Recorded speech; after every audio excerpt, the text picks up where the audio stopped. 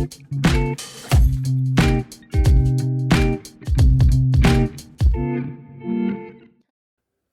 there. Welcome to Bible Slash Chat. Kevin, hello. How are you, John? How do you say hello in Dutch? I don't know. You're not very Dutch. Okay, I feel better. Yeah. We're gonna do something we don't normally do. Kevin, I feel like I've mocked your Dutchery enough. And what we've had is some recent listeners who themselves are also Dutch point that out. They've also given us something to remember. Ooh, an artifact. The Dutch by. Yes. Boom. Everyone see what that is? That's a windmill. Super sweet. That's right. Welcome to Holland. Population. Sad. Anyway, if you actually, it's not Holland; it's the people that they conquered. Perfect. There. Oh, that's so nice. Nice. Look at how that works. It's Yep. just there between us. Yep. Somehow appropriate. Okay, so we are going to talk about Dutch history. We've mocked the Dutch plenty, but in actual fact, Yeah. the Dutch have given us much Ooh. since the Reformation. Yes. True. And so, you want to just give us a quick run through Sure. of Dutch history? I know that's challenging. Yeah. Have you studied Dutch history? Yeah, I have. Not super deeply, but we had to for an assignment in class. We had to do our spiritual heritage Oh, yeah. and trace it from the Reformation to now. So cool. So it's super Okay. fun. I'd be curious what yours is from the I had to do the Scottish same. side. I had to do you the know? same. Yeah. Yes. That'll John be another Knox and I- chat. John Knox and I were like, You can wear your kilt for that. the By covenant. We Yeah. won't.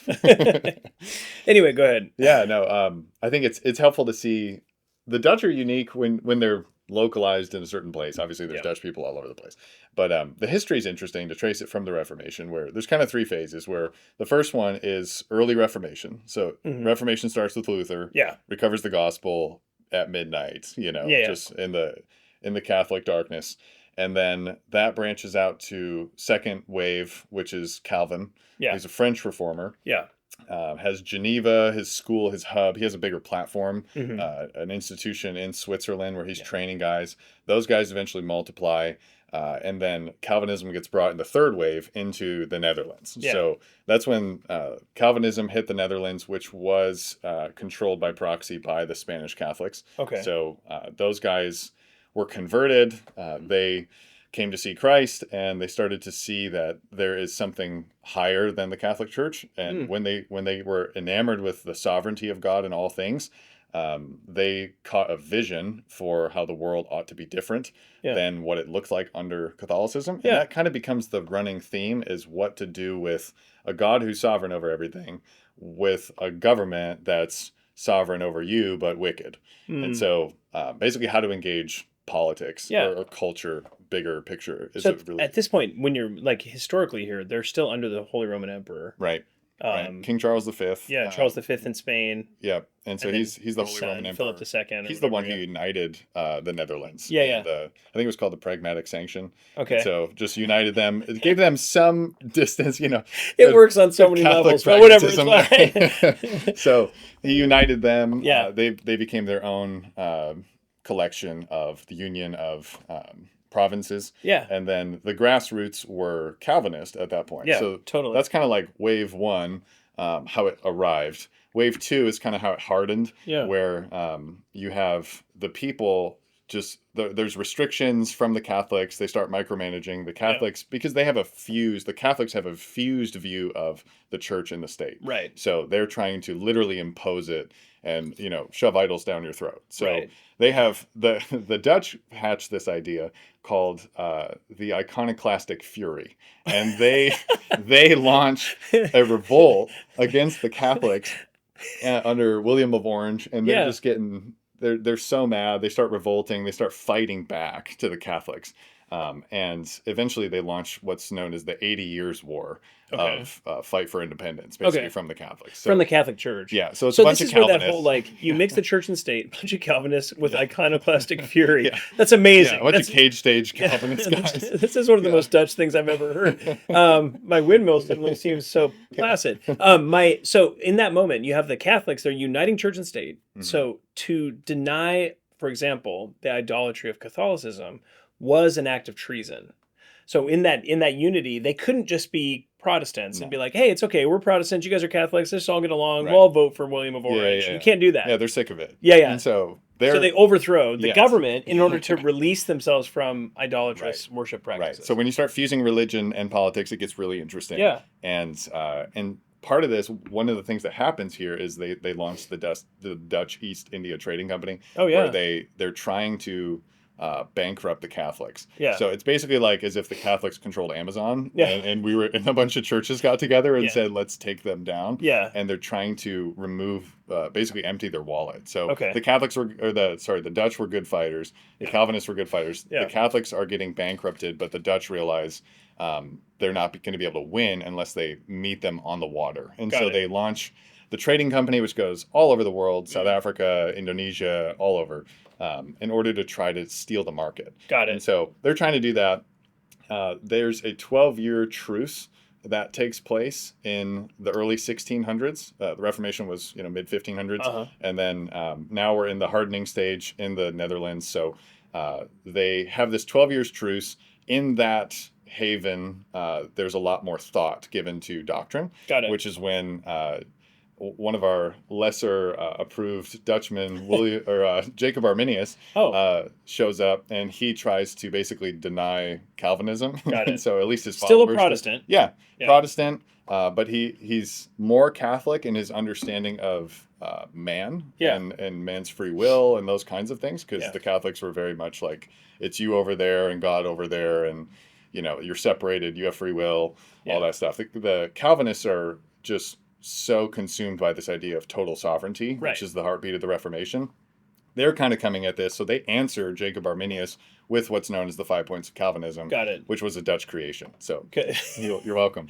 And we've no wonder it's created nothing but peace ever since. Yeah, created one of the biggest issues or furthered it, and the Canons of Dort. And the 5 points of Arminianism, all that. The Remonstrants was their group, was answered by the Counter Remonstrants, who were the Dutch, who made the 5 points. The tulip. Tulip is a Dutch flower. Really? They celebrate. So good. There's a lot there just to kind of tie those knots. Yeah. But that's what happens in the second stage. So they harden in Calvinism, basically. Got it. So in attempting to bankrupt the Calvinists, that's where you get Dutch exploration and then Dutch conquering. Right. So a lot of the stuff that we would look at and say like, actually that was pretty bad. Totally. Yeah, things in Indonesia and various other places. Right. All of that was happening by Calvinists. Yes. At least in name. Name. Yeah.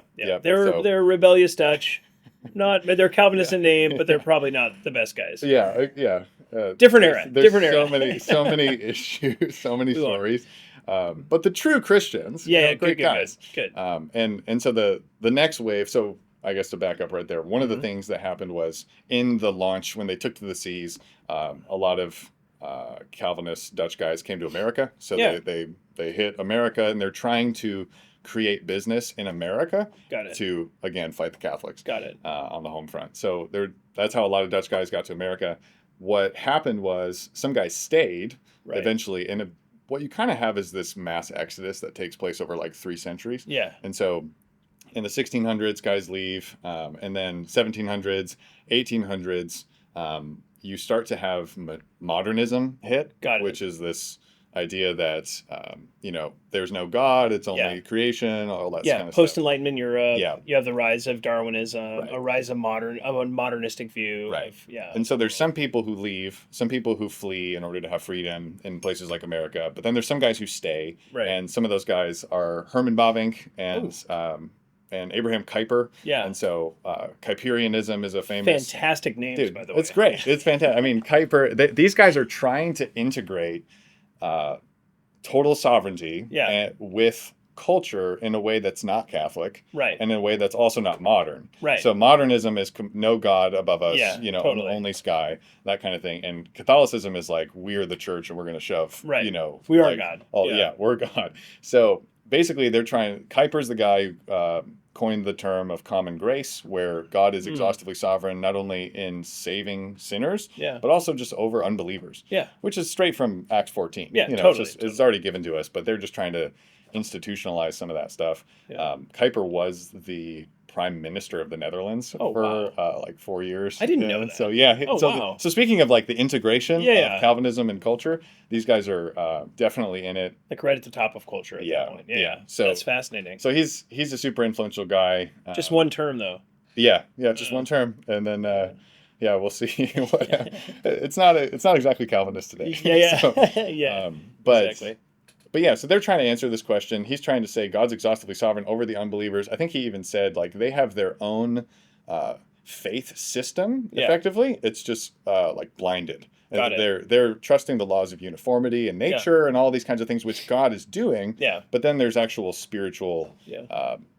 unblinding that takes place when you're saved. When you're saved. So yeah, they're trying to say we're not trying to, institutionalize the church over everything, but they're separate. But how do we engage? That's kind of where Herman Bavinck comes into play, where he is one of the most just prolific writers, theologians. He's a professor. He was a pastor. He was a politician. He was all over the board, but a genius. Fantastic. Yeah. I mean, he tried to really carry the weight and the heritage of just Christian orthodoxy into the present. Yeah. But he didn't just stay up in the clouds. He was super interested in the synthesis of Christianity with culture. Yeah. And I think, we would say probably an overrealized understanding of kingdom Right, and all that kind of stuff. We wouldn't agree with everything he said. No, but he's trying to push into that area, and he's trying to write about, okay, what does a Christian view of social ethics look like? Totally. What about politics? What about he has a book on Reformed ethics. He talks about playing games, and he's like, how do we do all things to the glory of God? Yeah. What does it look like when we're playing cards? What does it look like when we're eating food? What does it look like? And so they're just trying to push Christianity into the corners.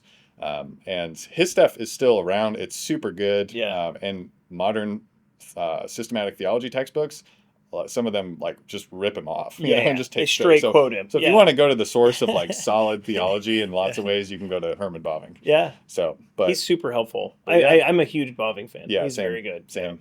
So much and better. like fun to read. Yeah. Like very engaging, So super clear. helpful. Yeah. He knows history. He brings history into it. It's not just like stale formulas and codes or anything. Yeah. It's like he's got scripture. He's artistic. He writes beautifully.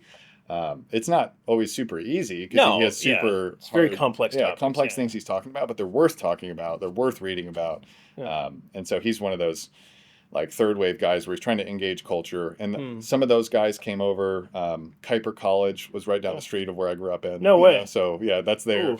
And the mothership, as it were. Yeah, a lot of that Christian gets college. imported.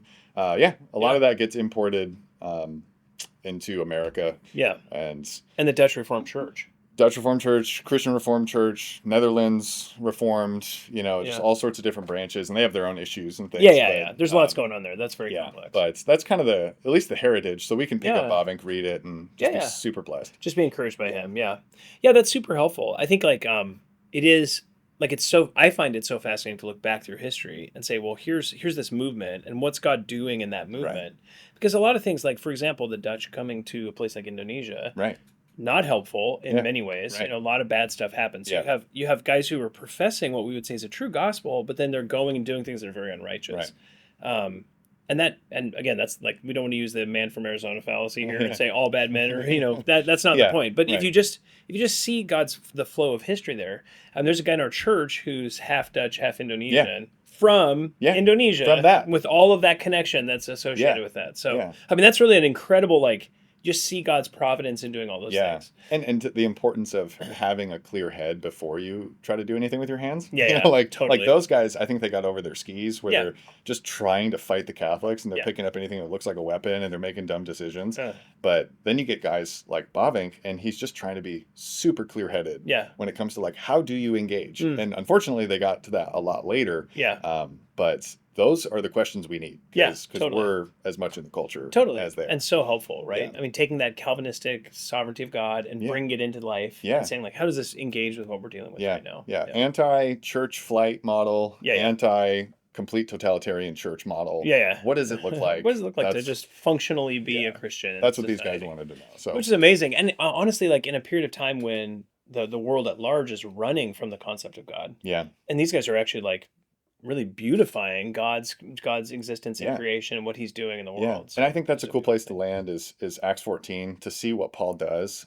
We don't have his full sermon because he gets stoned basically in the middle of it. But but the way he starts, he calls attention to how God is sovereignly blessing unbelievers, even in their unbelief. Where God's, working in the stratosphere to create clouds and things, to water the ground, to get them food that makes their heart happy. And he's like, guess what? God did that. And that's that total sovereignty picture on the world, those new eyes that we see the world in, where he's trying to say, like, the good food you taste, the best food you taste in the world is from God. Yeah. This God. Come know this God. Yeah. And it's a completely biblical path Totally. that Paul takes. That's so fascinating. It's helpful. For me too. It's helpful just to see like all men have feet of clay, right? On their very best day, they're going to make mistakes. Yeah. And yet you still see that God is working those things out through history. Yeah. And praise Yeah. God for that. And in many ways, we stand on their shoulders. Some of these guys who are really godly. So. Yeah.